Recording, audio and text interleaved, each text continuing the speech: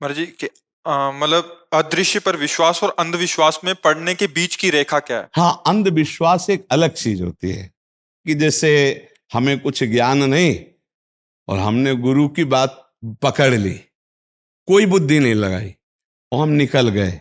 एक तो ये विश्वास की बात हो गई, इसमें कल्याण हो जाएगा कि अब हमें तो कुछ मालूम नहीं और आप हमारे गुरु हो, आप बता दो जो उससे काम हो जाएगा। जैसे एक छोटे से बालक थे जिनका नाम था धन्ना जाट, बड़े महान भगत हुए।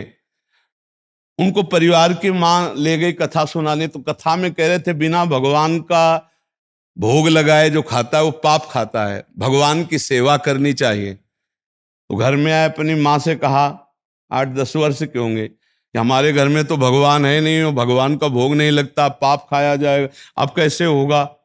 तो कथा का आखिरी दिन था, तो पंडित जी के पास गए, कहा कथा आपने सुनाया कि बिना भगवान का भोग लगाए नहीं खाना चाहिए, भगवान हमारे यहाँ तो भगवान है नहीं, तो आप भगवान दे दो।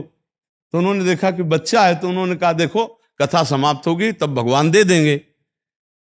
अब वो दूसरे दिन जब जाने लगे तो उनके पीछे चले, भगवान दे दो गुरुजी आप कह रहे थे। तो अब उन्होंने सोचा लड़का है, इसको ठाकुर जी तो दे नहीं सकते, तो भांग खाते थे, तो भांग का बट्टा ऊपर का, कहा ये भगवान है ले लो।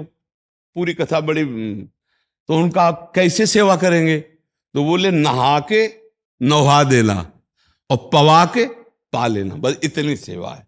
और वो इतने खुशी हो, देखो विश्वास है क्या, भांग का बट्टा, इतने खुशी हो गए कि मुझे ठाकुर जी मिल गए, मुझे भगवान मिल गए। घर में गए, नहाया और ठाकुर जी को ना, वही मतलब भांग के बट्टा को ना, और बाजरे की रोटी, गरीब आदमी सामने रखा, पाओ प्रभु। और वहां प्रभु कहाँ। एक दिन हो गया तो उन्होंने सोचा हमारे पास कुछ है नहीं, लगता पंडित जी के पास खीर पुआ सब सामग्री थी तो ठाकुर जी पाते, वो बिल्कुल ठाकुर जी मान रहे हैं। दूसरा दिन हुआ फिर वही बाजरा, तीसरा दिन हुआ फिर वही बाजरे की रोटी। तो वो रो रो करके ऐसे भांग का बट्टा पकड़ा और कहने लगे प्रभु हमारे पास नहीं है कि हम तुम्हें खीर पूड़ी पुआ पवा सके। और गुरु जी ने कहा बिना पवाए पाना नहीं, अगर आप नहीं पाओगे तो हम चाहे मर जाएं लेकिन नहीं पाएंगे। उसी समय श्री कृष्ण प्रकट हो गए, क्योंकि भगवान तो सर्वत्र है ना। भांग के बट्टे की जगह में श्री कृष्ण बैठे हैं, उन्हीं की अवस्था का रूप लेके, और वो और बाजरे की रोटी शुरू कर दी पाना। तो बोले देखो तुम कितने निर्दयी हो, 3 दिन से तो हमें भूख लगी है और हमारे घर में ज्यादा कुछ है नहीं, 1-2 रोटी माँ बना पाते, गरीब आदमी, पूरी रोटी तुम नहीं पाओगे, आधी हमें दो आधी तुम पाओ। भगवान ने, और फिर जो लीला का विस्तार हुआ कि धन्ना सेठ हो गए, अपार वैभव उनके। ये है विश्वास, गुरु के वचनों पर बिल्कुल बुद्धि न चलाकर विश्वास।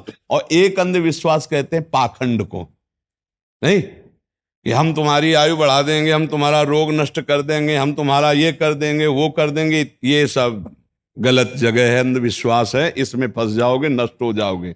तुम बेवकूफ बनाते हो उनको जिनको ज्ञान नहीं है। बचपन से बाबा जी मंत्र अनुष्ठान करते रहे, अवश्य में भोक्तव्यम कृतम कर्म शुभाशुभम, भीषम पितामह 6 महीना बाणों की सैया में रहे। तुम कलावा से तुम कर्म बांध दोगे, जंतुर बांध कर तुम किसी के कर्म मिटा दोगे, तो नौटंकी नाटक है कि नहीं।